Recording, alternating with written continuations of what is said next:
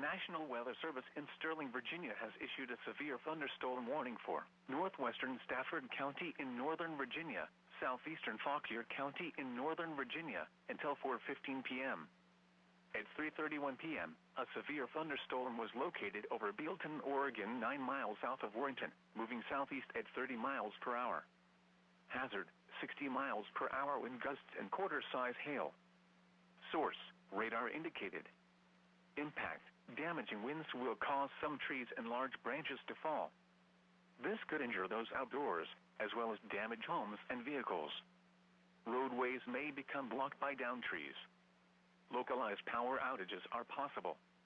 Unsecured light objects may become projectiles. Locations impacted include Bealton, Opal, Remington, Midland, Lois, Heflin, Stork, Morrisville, Ruby, Somerville, Goldvine, Sumerduck, and Bristersburg. For your protection, move to an interior room on the lowest floor of a building.